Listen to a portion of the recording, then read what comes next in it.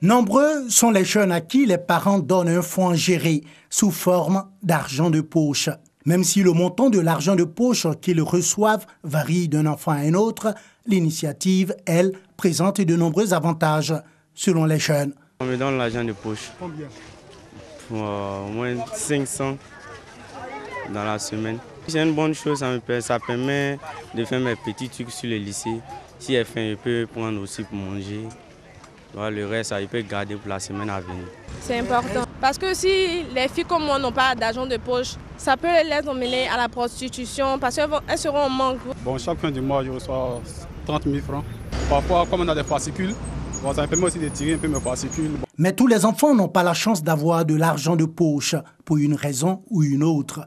Moi, personnellement, je ne reçois pas d'argent de poche. C'est selon les conditions de la maison, au fait. Parfois, c'est un peu compliqué parce qu'il y a le transport, voilà, l'école.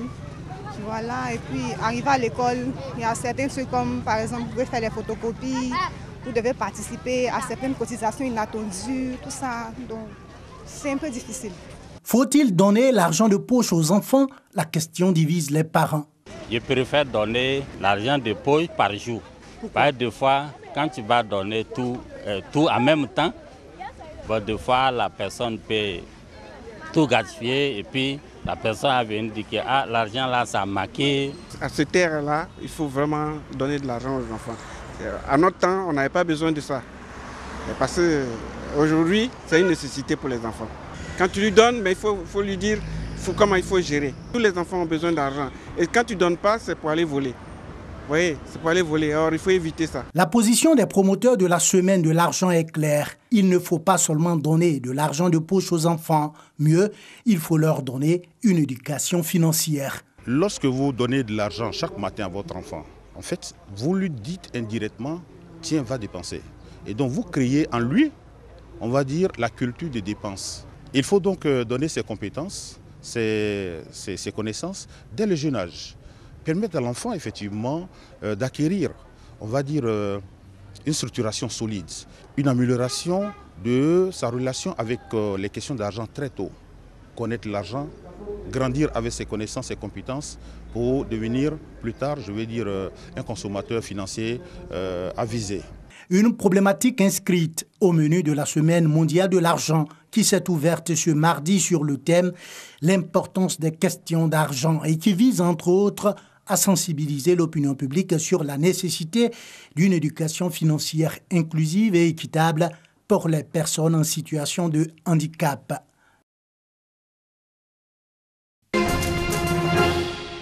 Adama Daïko, candidat aux élections présidentielles.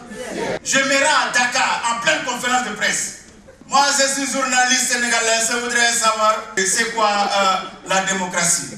Il a du talent à revendre. Il met à profit son passage au Massa, marché des arts du spectacle d'Abidjan, pour séduire des acheteurs.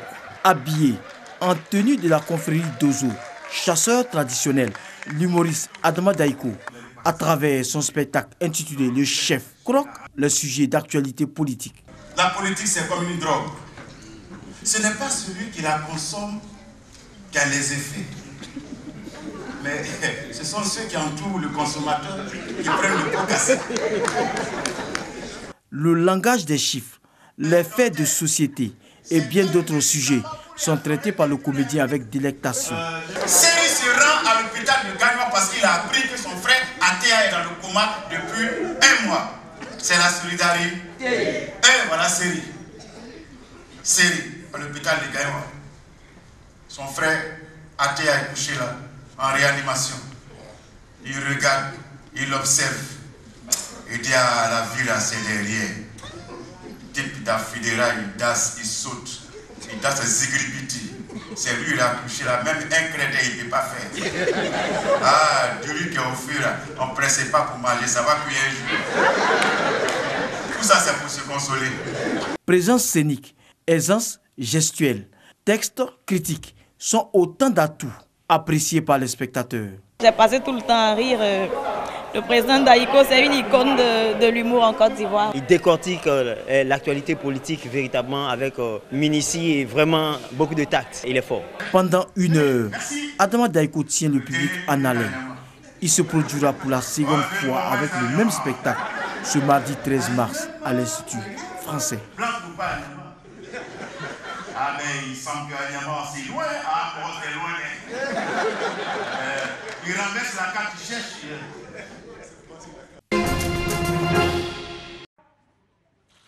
Équipés de masques et de combinaisons intégrales, ces médecins viennent de soigner des malades de la fièvre Lassa. Ce virus, de la même famille qu'Ebola, fait des ravages au Nigeria. Une nouvelle épidémie a déjà fait 110 morts depuis janvier.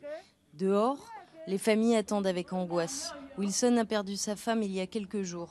Sa petite fille de 3 ans, malade elle aussi, est confinée à l'isolement.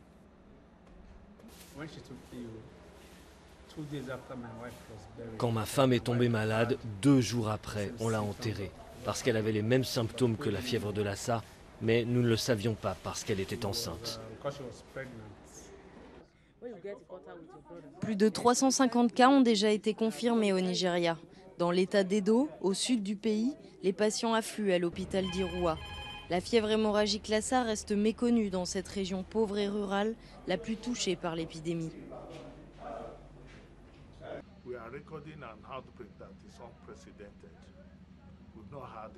Nous enregistrons une épidémie sans précédent. Nous n'avons jamais vu ça avant. Depuis fin février, le nombre de cas positifs recensés est beaucoup plus élevé que ce que nous avons eu sur toute l'année 2017. Dans cet institut de recherche, des échantillons de la fièvre Lassa arrivent de tout le pays.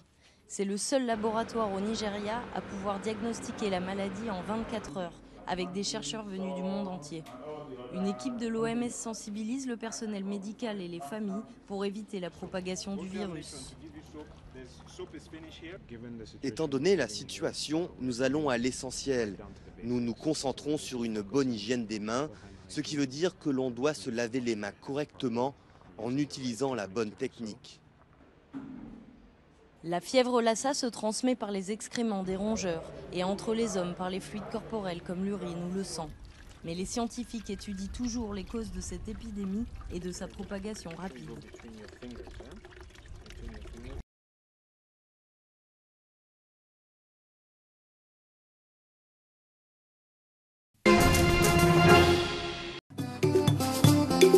La Côte d'Ivoire, attaquée pour la première fois par les terroristes, c'était le 13 mars 2016 à Grand-Bassam, ancienne capitale coloniale et station balnéaire située à une quarantaine de kilomètres au sud-est d'Abidjan. Ce jour-là, à 12h25 heure locale, ce petit paradis se transforme en enfer. Des terroristes lourdement armés prennent d'assaut une plage. Ils ouvrent le feu sur des personnes en train de se baigner. 3 autres sites hôteliers à proximité sont visés.